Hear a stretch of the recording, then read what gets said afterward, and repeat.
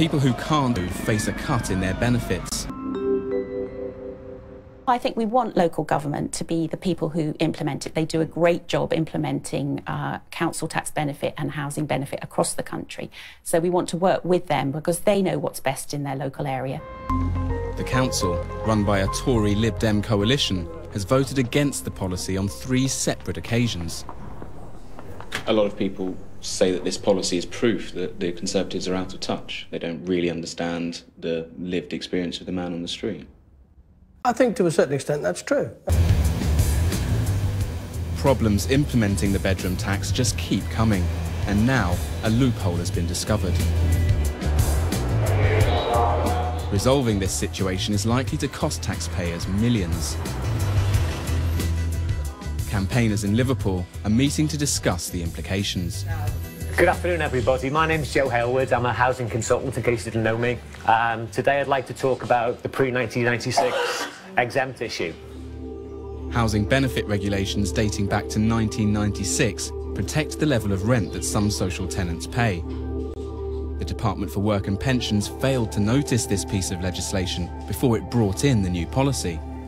As a result, people who should have been exempt have had their benefits cut.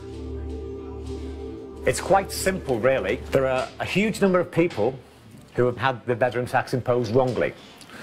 The people who are exempt are those who meet these 2 conditions. Firstly, they've been on continuous housing benefit since 1996, and secondly, they've been in the same property in that time. Karen Price is one of those attending.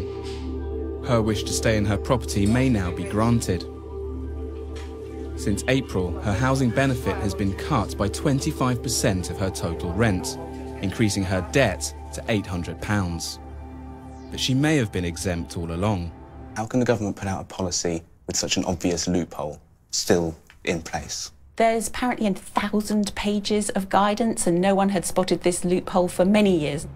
What we're going to try and do is make sure that we clarify that legislation, that we simplify the guidance, because it's just not practical, is it, for civil servants to have to cope with 1,000 pages of guidance. It may not be practical, but when you make a policy, we as the public expect you to have gone through all the relevant guidance, whether it's 1,000 pages or not.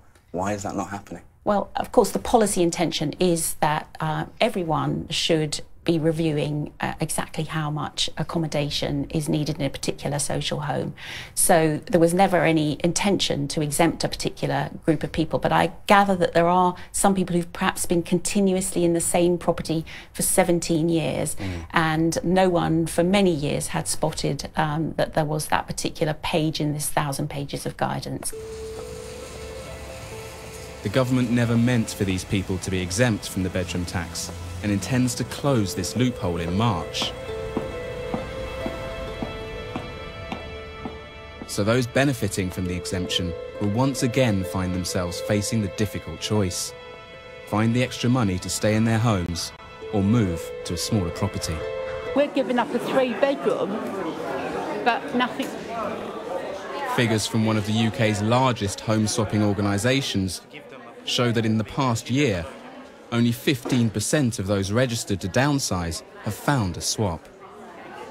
Kind of seems like now you have overcrowding, under-occupancy, surely the 2 cancel each other out. Yes, if only that were the case. I mean, there's a couple of problems here. One is that actually if you look at the distribution of households by size across the country and you compare that to the distribution of properties by size across the country, they don't match up very well. If everybody could move around the country, would there be enough houses to house people in smaller or larger properties? No, my understanding is that we would then be really rather short of smaller 1- and bedroom properties and 1- and 2-bedroom properties more generally, and that's because historically those have not been the homes that government has prioritised building in the affordable and social rented sectors. Successful home swaps seem to be the exception rather than the rule.